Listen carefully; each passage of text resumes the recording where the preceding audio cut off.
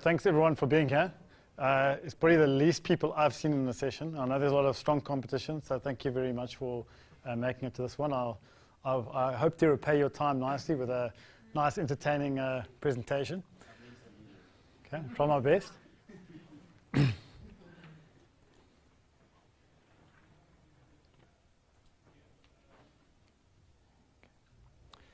So what I'm actually going to do is to try and demonstrate a few things, but I'll try and do it in a nice way. So minimal viable product, we've all heard of that.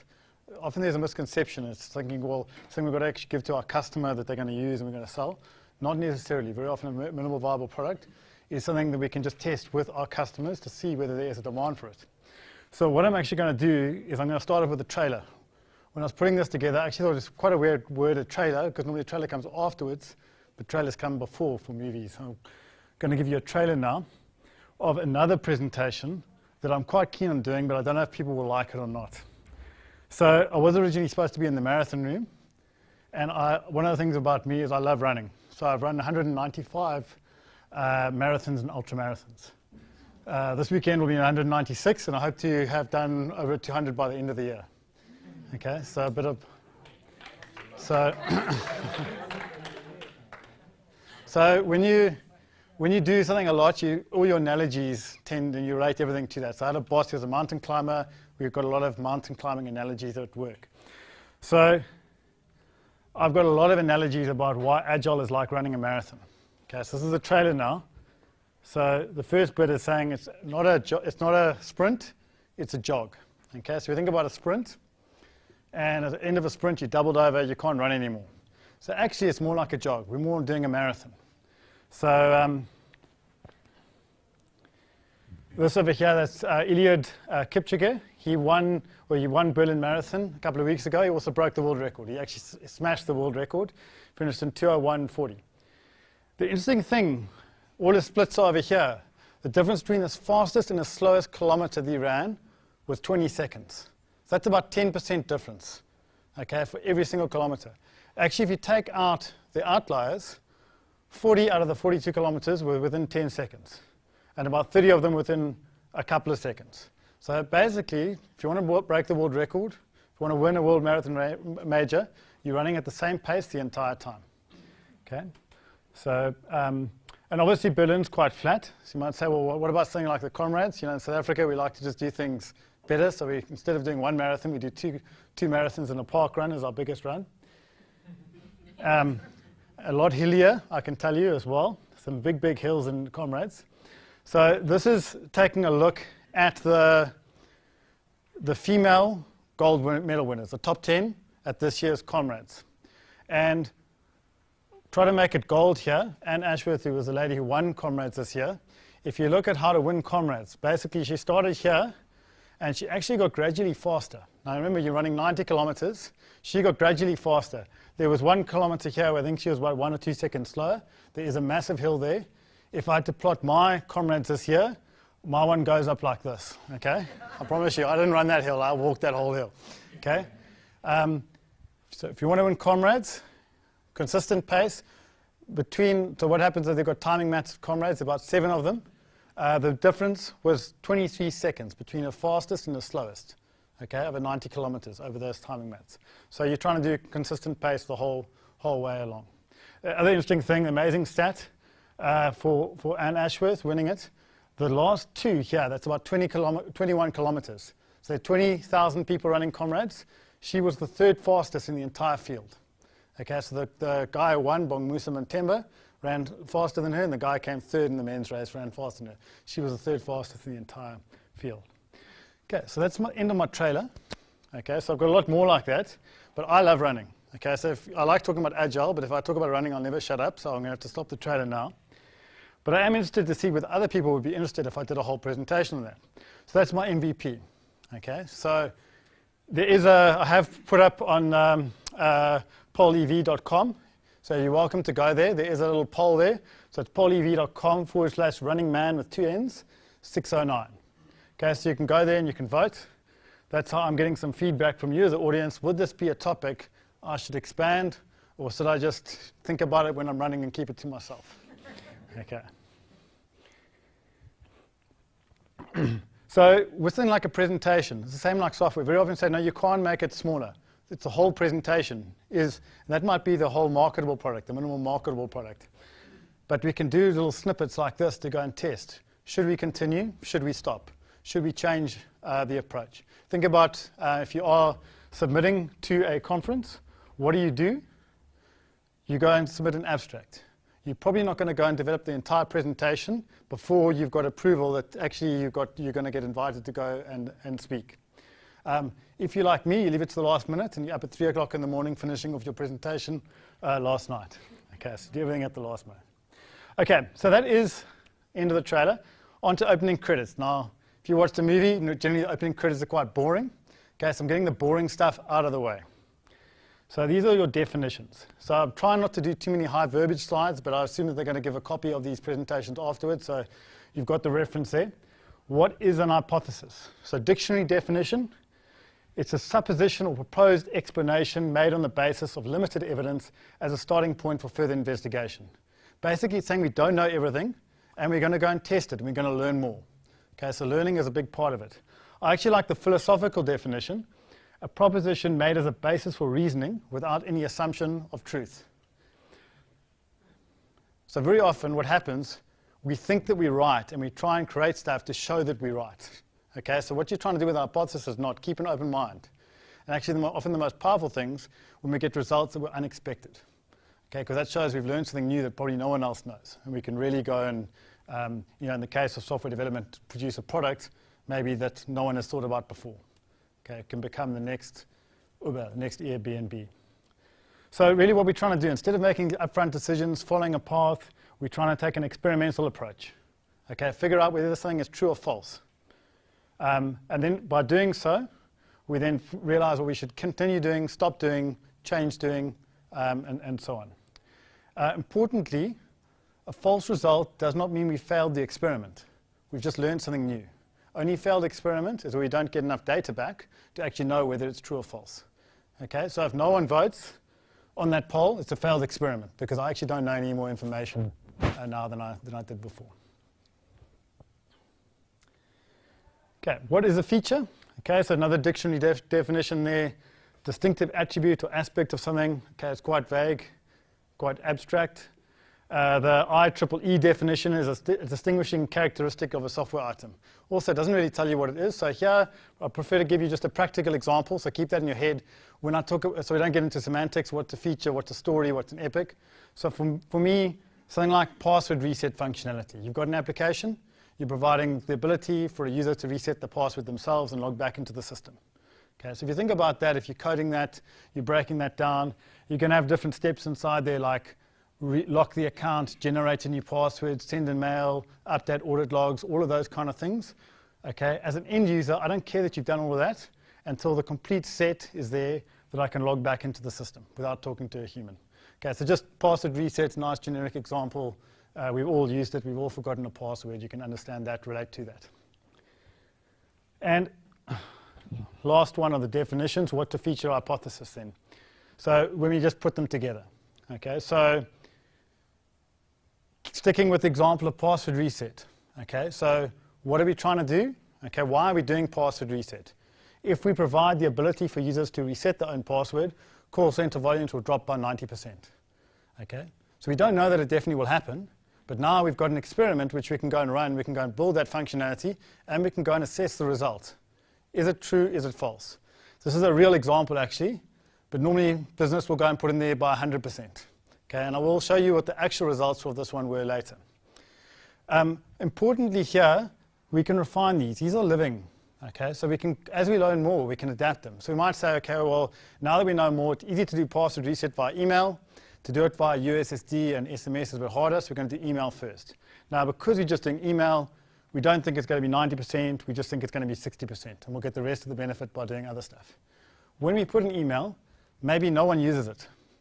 Okay, maybe we only get 20% drop. Maybe we get 90%. Do we still need to do SMS and USSD? Maybe, but probably not, because the value is going to diminish for that. We're operating a capacity-constrained model. Therefore, we can make changes as we learn more, okay, on our backlogs, on our prioritization.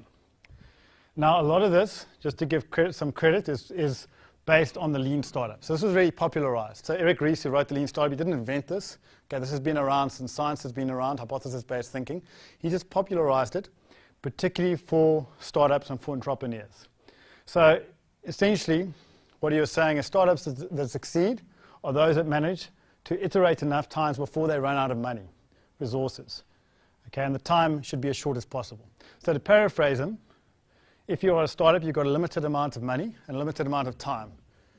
The amount of times that you can experiment and fail before you succeed is what determines success. Okay, so that was basically what he was saying. Very simply, okay, I'm not going to go into detail. You can read the book. They're both very good books. Incidentally, the second book he wrote, he published this earlier this year. That's more around how large corporations can apply this. Okay, so you identify your biggest risk or assumption. You create an experiment to test the risk or assumption. You run your experiment, you learn from it, and then you either pivot or persevere. Great, okay? Everyone says, yeah, they are happy, they are interested in Stuart doing a talk about marathon running. Fantastic, I'll carry on working on it. Okay, no one's interested. They're going to be bored out of their mind. Stop. Pivot the presentation that I want to do. So just to cover pivoting quickly. So there's some big examples of companies that have pivoted. PayPal, they originally did money transfers on Palm Pilots. Okay, anyone still got a Palm Pilot? You still do not? Okay. Does anyone know what it is? There's probably a lot of people in the room who don't even know what a Palm Pilot is. Okay, it was basically a device which stored your calendar on. No email, nothing else like that. Okay, so it was just a specialized device storing your calendar information for you. Okay. Obviously, PayPal wouldn't be very successful if they didn't pivot into wider money transfers. Netflix started off as a mail order DVD company. So you subscribed, for 5 DVDs, you picked the 5, they mailed them to you, you returned them, and you picked new ones as you returned them. That's how they started off. Okay. When they started, there was no streaming, and then streaming wasn't good enough. But they pivoted on that. Blockbuster, a famous case of a company who didn't change. When they were the second largest franchise in America after Starbucks, Blockbuster, no longer exist. Okay, Netflix grabbed that. Okay, and then you started to do streaming. These days, Netflix they're one of the largest providers of new content. So they make their own TV series, their own movies these days. If Netflix continues to pivot, they'll still be around in 20 years' time. If they don't, they'll go the way of Blockbuster. Groupon, another fascinating one. The founder of Groupon, he got irritated because he couldn't cancel his cell phone contract. Okay, so that's actually how it started. And it was called The Point, after Tipping Point, Malcolm Gladwell's Tipping Point. So he wanted to use, essentially, activism on social media, collective bargaining to drive change. That's how it started. Moderately successful just in Chicago, until someone decided the bright idea that their social activism project was to get cheap pizza. So basically said, right, if I can get so many people to chip in, we'll get free pizza. And that just exploded. And then you had Groupon. Okay, so pivoted. Now, success, very often we think success is a straight line. Things like hindsight bias, I think Zane talked about that yesterday, survivor bias comes in. But more often than not, it looks like this. So yes, there are a lot of companies who've done big pivots, but there's a lot of times it's smaller. Okay, you think about it as you go through a project. You're doing that all the time. You're actually changing, you're learning more. Most cases, we're doing research and development. So as we learn more, we're changing direction. So here's a quote. You can probably guess who. So think about which famous person made this quote. Okay, so I mean, I really just want to see everything focus on college and create a really cool college directory product that just is very relevant for students and has a lot of information that people care about when they're in college. So I don't know what that is. Anyone guess who that is? Okay, Mark Zuckerberg. So the last bit of the quote, okay, and it's not everything that's on the Facebook now. So this was when he was in college. There's an interview, you can go and Google that. He's being interviewed in college, drinking beer out of a keg, okay, talking about the Facebook.com, okay. Did he know exactly how Facebook's going to look? This is about 10 years ago, that interview, so it's not that long ago. Okay, no, he didn't. Okay, it looks if we look at Facebook now, it looks like this, but it wasn't.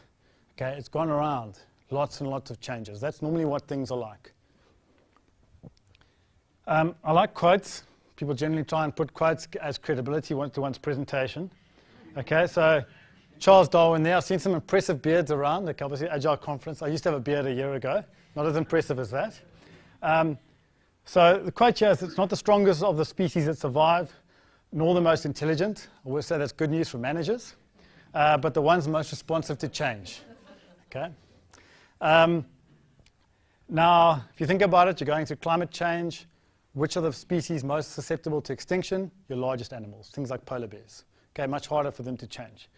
And the same holds true for companies. Now, I like quotes, and I like just going investigating them because a lot of quotes are attributed to people which they never said. This is one of those. Okay, so actually the person who said this was a little-known guy called Leon C. Megginson, who was a professor in Louisiana, and he said it at the prestigious Southwestern Social Science Association convention in 1963. He was drawing on Darwin's work, though, okay, but he was the one who actually said it inside this format. Interesting enough, another one quote that's often attributed to Darwin, survival of the fittest. He also never said that. A guy called Herbert Spencer. So unfortunately, it's come out a bit dark on this screen, but he was actually talking about economic theory. So he was drawing on Darwin's work and applying it to economics, which actually applies a lot more. So he was applying it to companies, to what Darwin said. Okay. So really, what are we trying to do? Okay. I love this analogy of a shower. Okay. So quite a few people who traveled from another city to Joburg. Okay, a few people. Okay, so people from Cape Town, you're enjoying your showers. That's the first thing, your bath, okay? You checked, you weren't worried about the view or anything, facilities in the hotel, you just checked that you made sure you had a bath and a nice shower and stuff like that. Okay, I'm from Cape Town originally, by the way, so I can empathize. When you're using a shower for the first time in a hotel room, what do? Okay, you turn it on, and you feel, and you adjust, and you adjust. And that's really what we're trying to do, okay? Often, and not just in waterfall. Waterfalls are, if you were doing waterfall, you turn it on, you've got one chance. Okay, it might be scorching hot, freezing cold. Maybe you've lucked onto the right temperature. Probably not. Okay, but you've got a shower. That's what waterfall's like. But even often in Agile, if we're not learning fast, we're doing it and we're wasting a lot of water. Okay? You've got 2 minutes in Cape Town to go and shower. You're probably not going to get clean very often if you're not testing it often. Okay, so these days we've got so much complexity, uncertainty, rapidly changing environments. We are doing research and development. Okay, as we learn more, it's impossible to know at the start exactly having a straight line. As we learn more, we want to be able to change. Okay, ideally suited to this hypothesis-based approach. Just a point at the bottom there, we've got to be open to the learning. If we think that we know everything, okay, then we're not going to learn. So I'm going to start with why. You might have seen Simon Sinek's talk on Start With Why. Great TED talk. He wrote a book about that as well. So it's not just kind of drawing on that. The things like the 5 whys. Okay, so 2 aspects I want to look at. So one is the 5 whys. I'm sure quite a few people have applied that before. You just ask why like a 5-year-old until you can't ask why anymore. Okay, that's the approach. Now, often what happens there, when your son or daughter is asking you why, okay, I've got 2 daughters, they do that to me lots, and eventually you get a point, I don't know. Now, I don't know can either be the stop sign where you just stop there, or it can be an avenue to open up your learning. Okay, very often I don't know, and we're threatened by that, and we stop, we pull back. Most cases when it's I don't know, cool, let's go and learn. Let's go and run an experiment. So I've just got a nice example here. Doing things like 5 whys, great way of identifying the root cause, often very, very far away from what's the symptom. So this is the Washington Monument. Okay, it was disintegrating very rapidly, and so they were worried about it. So why is the Washington Monument disintegrating? Because we have to clean it frequently with harsh chemicals. Why are we cleaning it frequently? Because pigeons are pooping all over our monument. Okay, so we have to clean it a lot. Why are pigeons pooping all over our monument? Because they eat the spiders, and there are lots of spiders on the monument.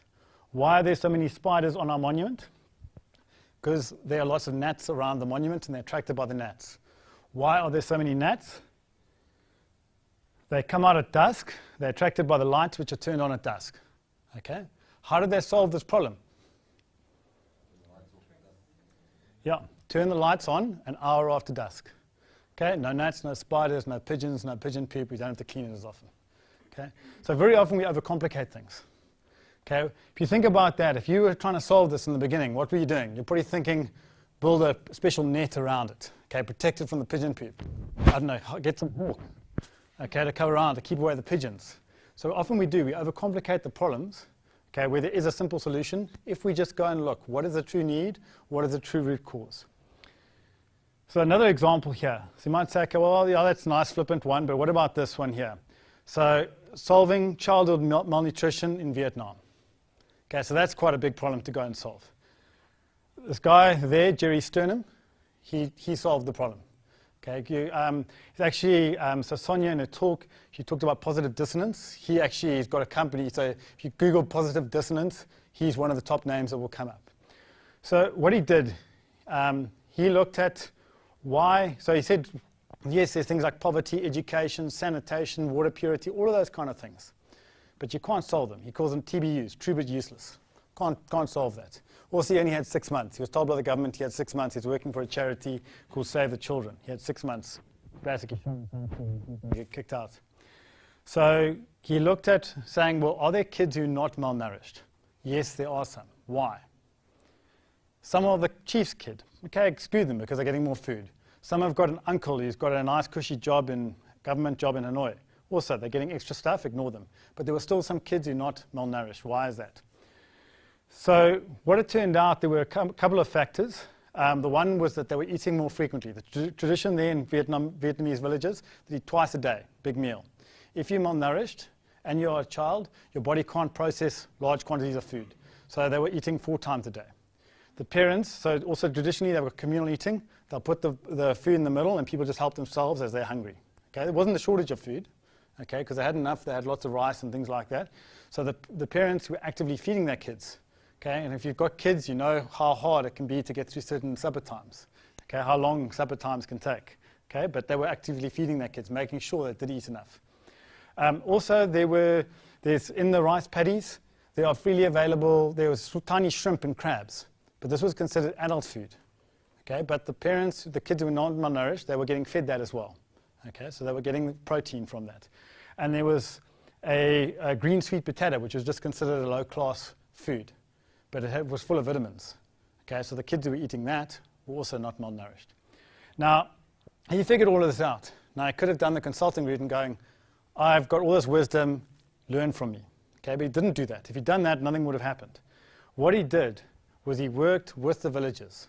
Okay, so he didn't, and basically he says, knowledge does not, knowledge won't change anything. So knowledge doesn't change. Okay, what does is practices. If you think about it, I'm sure there's a few people who smoke in the room. Okay, if you know about smoking, the knowledge of the health scares doesn't stop people smoking. Okay, same thing, you've got obese doctors out there. Okay, you've got, I don't know, crazy psychologists, things like that, divorce marriage counselors. Okay, so knowledge doesn't result in change. So what they actually did, very interestingly, they piloted with about 50 families, so 50 mothers, okay, but in groups of 10, so kind of like agile teams, going through the cooking process, training them up, and it worked, and they rolled it out wider. Reduced malnutrition by 85%, okay, and that's 2.2 million people in Vietnam impacted. And they actually rolled this out to about 20 other countries as well. So if we don't know without the why, we really are just shooting in the dark. Okay, so we actually don't know what we're doing. It's sheer dumb luck whether we produce something that delights our customers because we don't know the true need. We're not satisfying the true need. So it's kind of like, I don't know, I'm a big Discovery fan. You know, that new thing that they've got where you click the grid and you see what comes up. Okay, so it's kind of like that, except it's a much bigger grid and there's a whole lot of penalties there because often what we're doing is actually making people's lives worse, not better, if we don't know why we're doing things. So what I want to just do is cover the difference between outputs and outcomes, because it's also very, very important. So, and in terms of also just releasing our teams, okay, releasing the shackles and the constraints of our teams. So I'm giving you a scenario here. So you work for Microsoft, you're in the PowerPoint feature team, and your product owner says, I've got this new feature. We want to create a shortcut key to add a bullet point list into PowerPoint. Okay, so you might say, well, Control B, that's, oh, hang on, Control B is bold everywhere else. We can't do Control B. Can anyone guess what the shortcut key is to create a bullet in PowerPoint? So anyone know? Okay, it's a trick question. There is none. Okay. Okay. So why not? Because if you do asterisks in a space, that will create a bullet for you. Okay. So very often, what happens is we get our features that come in like this. Create a shortcut key to add a bullet point, constraining. We don't think of anything else. If your features come in, allow users to create bullet points as easily as possible. Okay, that releases the shackles. We can suddenly be creative about all the different possibilities and solutions that are out there. Okay, so it's no longer just here's what you've got to do. Okay, think about it, you're working in a team. That's much more inspiring as well to be doing that stuff, because then you can be creative. Okay, so that's an outcome, not an output. Now, I just want to quickly cover A/B testing. I'm not going to go into detail with this, okay, and the semantics of A/B testing or A-to-N testing and things like that. But just to show a couple of examples, because this also comes into it. This is an example from Yappy Chef. So this is how their screen looked. This is now for online wedding registry. Okay, so this would be most often people accessing this page because they've clicked on an advert. Okay, so they've clicked on an advert, they come to this page. So the only thing that they changed was they took out the menu navigation bar. And that doubled the signups. So they were at about 3%, they went to 6%. Okay, because what happens, you hear, oh, distracted, oh yeah, cool, I want to get some coffee, click there, and I forget to come back. Okay, so they actually took it away. So if I want to go and browse, I've got to go and click here and go back into the main part of it. Okay, so but you're running now a nice, simple, quick experiment, and you can see the results. Okay, might have had an impact. Okay, then you try something else. Google are famous for this. The 41 Shades of Blue is quite a fascinating one. Two designers at Google were arguing over which color blue should be used for the hyperlink and for emails, and they couldn't decide. Okay, and they're both the same level, so if one's more senior, then they just back a call. But in this case, they couldn't decide. So they took it up and said, well, hang on, this is a good opportunity, so let's run an experiment. So basically what they did is they gave users, so about 2.5% of your users, if you would have got a shade of blue. And they just tested which one worked the best, which one had the best response. And they ended up with the one that you see today. It's quite a purpley blue. Okay. Now you might think that that's quite flippant. But the year after they did that, they reckon this added about $200 million to their bottom line. Okay, increased click-throughs, increased ad revenue. So massive. Now the interesting thing with this is that one of the designers actually resigned.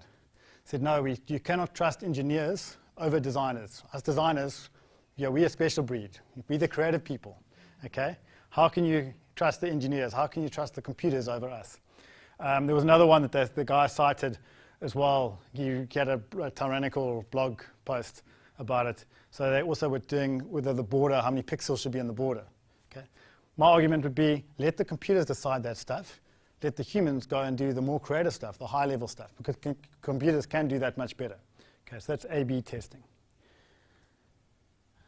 Anyone heard of Carveys Law?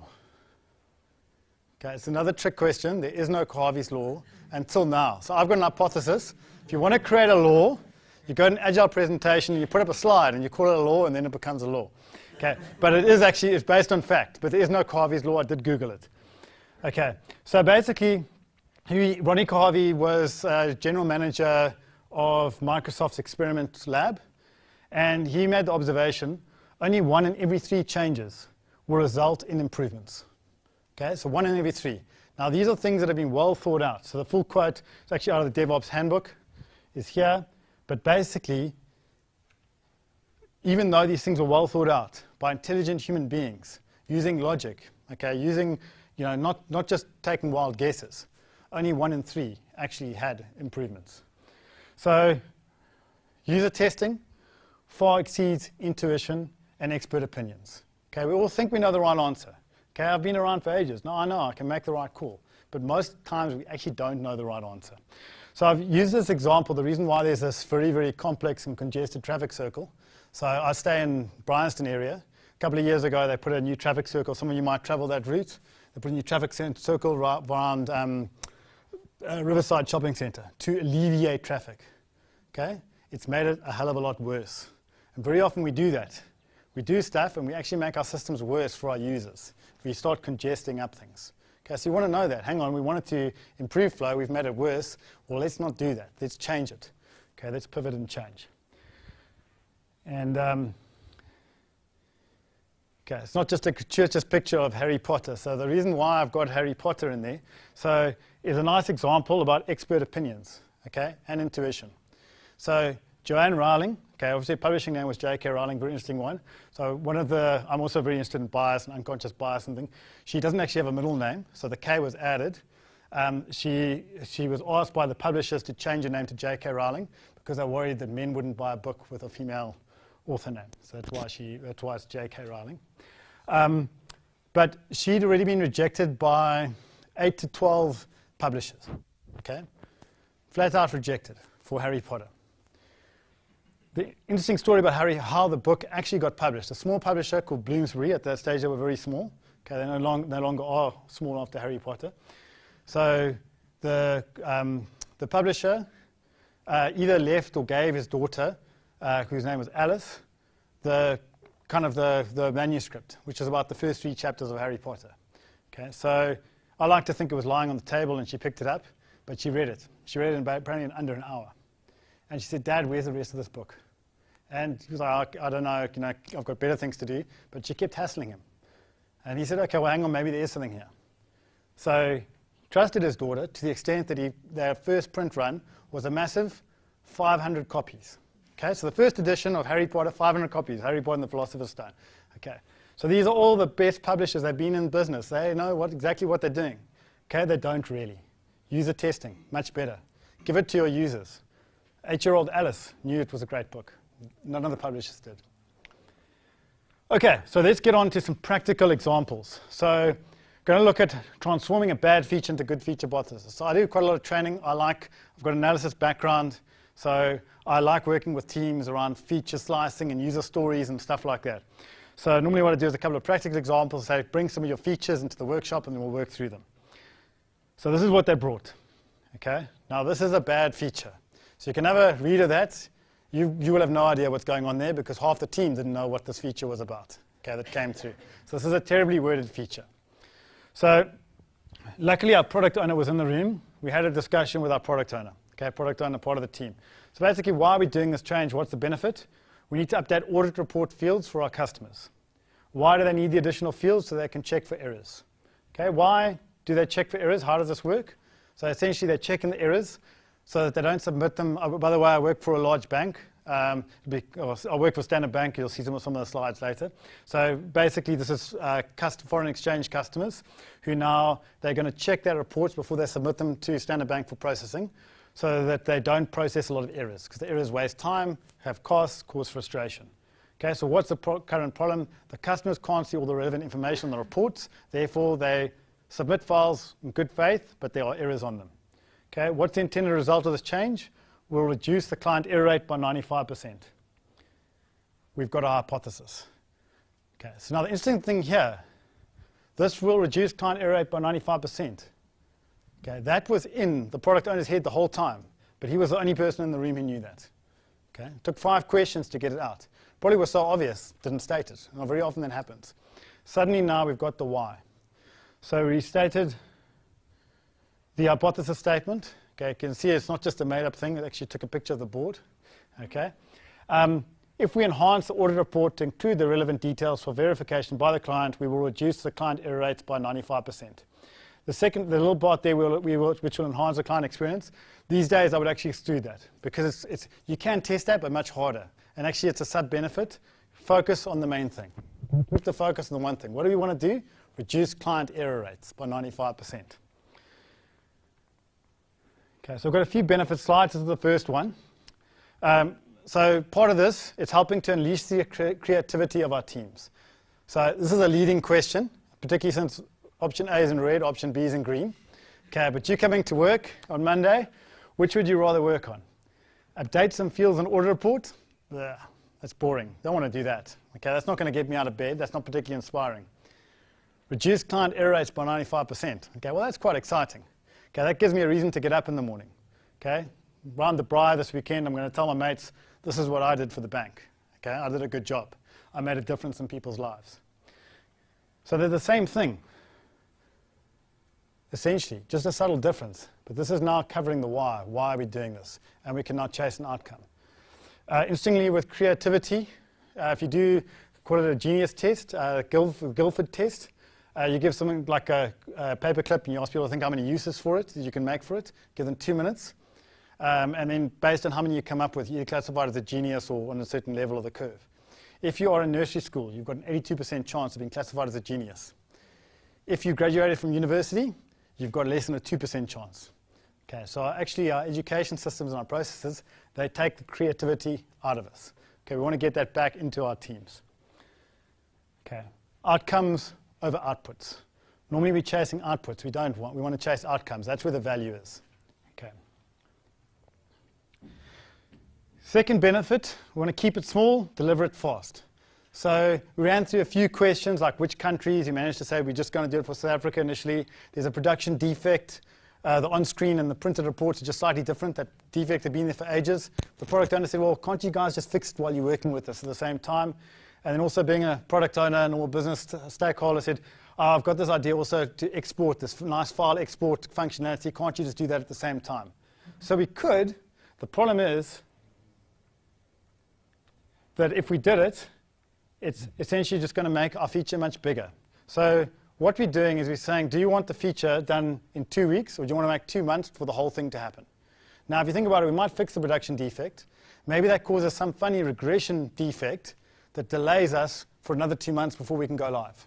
Okay, that could happen because the bigger it is, the more risk there is.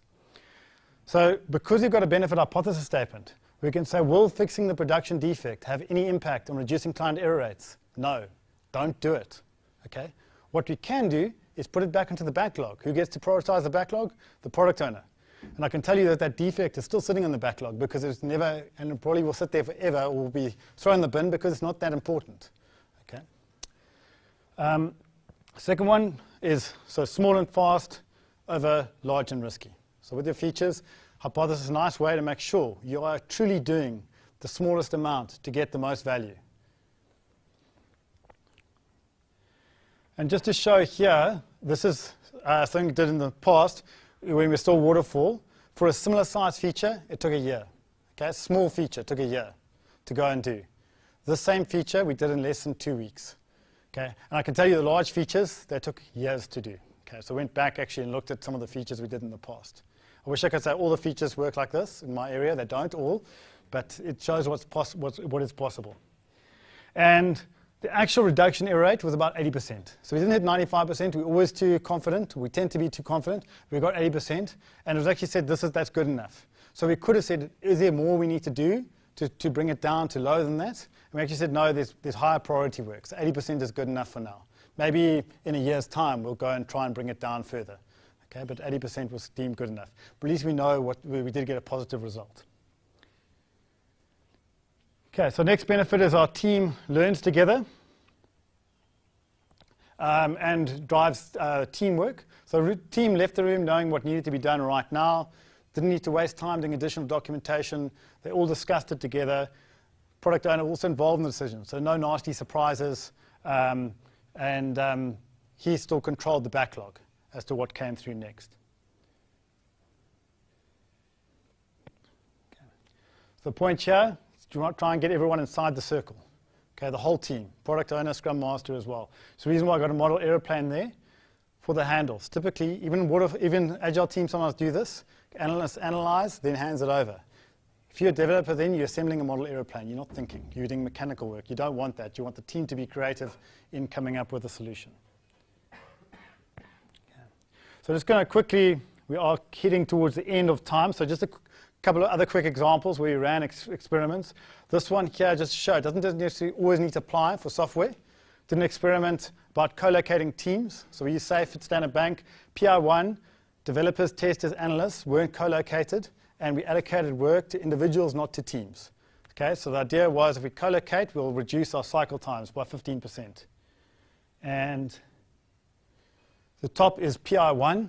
Okay, our lead time was about 30 days. PI2 with co-located teams, we reduced by 44%. Okay. Now, obviously with something like this, there's other stuff going on. Okay, so a true experiment, you're doing in a sterile environment, you're changing one variable. But the main thing that reduced cycle time was just colocating teams. Just all sitting together. So instead of sitting even on the same floor, so it's just, yeah, they were all sitting in different parts of the floor on different floors of different buildings even. They just sat at the same set of desks. Okay. Okay, password reset. This is our actual call center volumes after going live. Okay, so you can see we really haven't changed much. Okay, so password reset's gone live and nothing's happened. Okay, this was supposed to kill password reset calls. So we get, this is for a very large transactional banking system, about 3,500 calls a month to reset the password. Okay, it's nearly all the calls for the call center to reset password. Okay, why is that? Okay, why did it prove untrue? We've learned something. Okay, it's a combination. The main reason is actually enablement issues with people who enable it for clients, as well as the fact that this was grossly over-engineered, the solution. So it may well be easier to, it's very hard to go and actually install it for the clients and explain it to them. So you know you've done something wrong when you need to train people how to reset their password. It's just, so. Two? So it's actually an interesting one. I've got a slide now. So this one, password reset, was ready for a long time before it was actually in production because legal got involved right at the end. They're non-system thinkers. I often use an example for non-system thinkers. And essentially it delayed it by about 4 months from when it was ready. So it's still delayed it by 4 months. So actually the next slide shows this is what I wanted to do. I haven't done it yet. I think health and safety would let me do it. Feature's ready. We buy a loaf of bread. We stick it on the reception of our floor. We put password reset on there. And we only allow to take it down when it actually is used by our customers. And it probably will look like that, okay, by the end. That's the problem, is our software does rot. It rots the longer it's sitting there, the longer it's unused. Okay. Okay, a couple of other quick examples here. Just this is our system team, our DevOps team, running a series of experiments to reduce time. Yeah? Sure.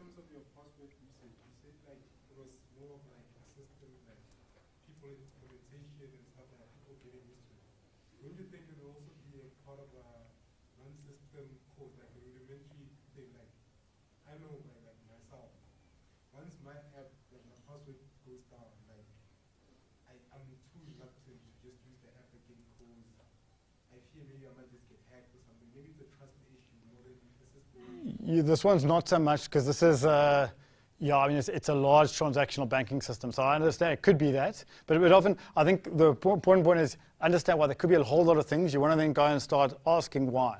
Okay, so to try and understand because unexpected results. Okay, so I'll take some more questions. I just want to get through a couple of slides before the end. So just to show a couple of other, we saw the and-on chord. So John talked about that yesterday. So also this was quite a controversial change in our area because the head of the DevOps team said, I want to put an and-on chord. If the bill's broken, no one can check in. Okay.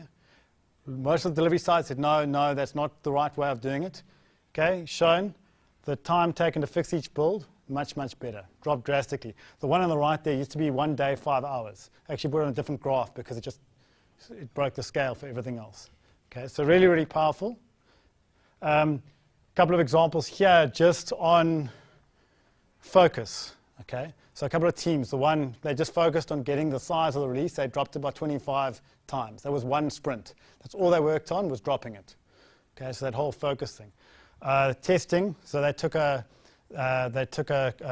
innovation sprint just to work on regression testing, and they dropped it from 240 hours down to 5 hours. Okay, over an incredibly short period of time, but just focusing on it, running experiments. And just to show this example here, so you can do it just to show how you can apply it for almost everything. You've all got one-time passwords, okay, from the bank, from other things. So a lot of times what happens, you get this message here, and somewhere down inside there it's hidden. So now the problem is you've got all these other numbers here. People get confused, they write the wrong number. Or the SMS pops up, and now I've actually got to open the damn thing. I can't just see it on the flash thing. So we've just change it front. Okay, we don't have enough data yet, but we're expecting drop in incorrect one-time password entries. Okay.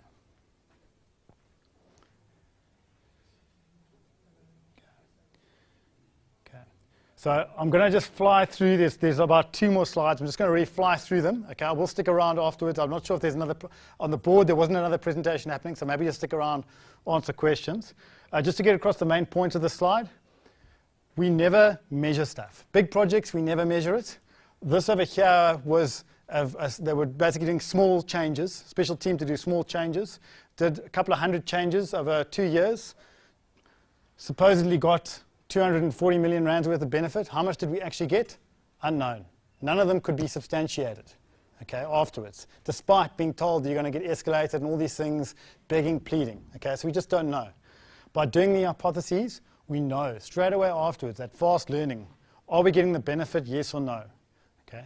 If I'm going there and trying to get my features in the whole time as a business stakeholder saying it's going to make us 3 million rand, 10 million rand, and we're getting trickles in, I get sorted out by the rest of my business stakeholders very quickly. Okay, so objective metrics over fairy tales. Very often we write business cases, they are fairy tales. Okay, so we actually want to assess that return on investment. Okay. And the last one, just on prioritization. So we want to start with why, but don't start unless you know why. Okay, if you can't establish the why, don't do it. Okay, if your product owner can't tell you, if your business can't tell you, you don't want to do it. I ran a workshop with a collections team. They had 10 reports, the highest priority report. They didn't have their product owner in there. I said, well, why are you doing this? No one in the room knew.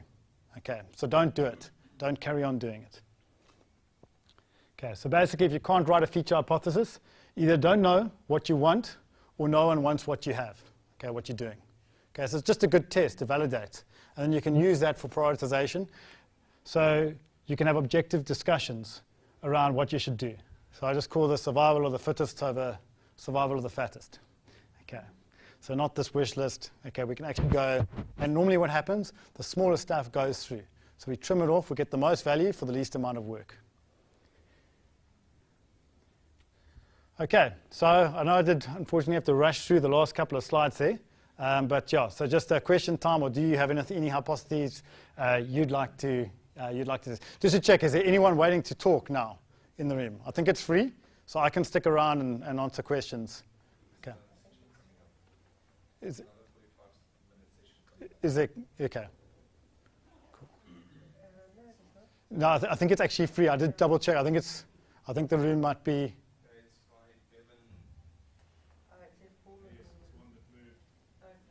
As it moved into this room. Okay. Okay, it's Bevan here. Okay, well, I'll keep talking until Bevan shows himself. Okay, so more questions.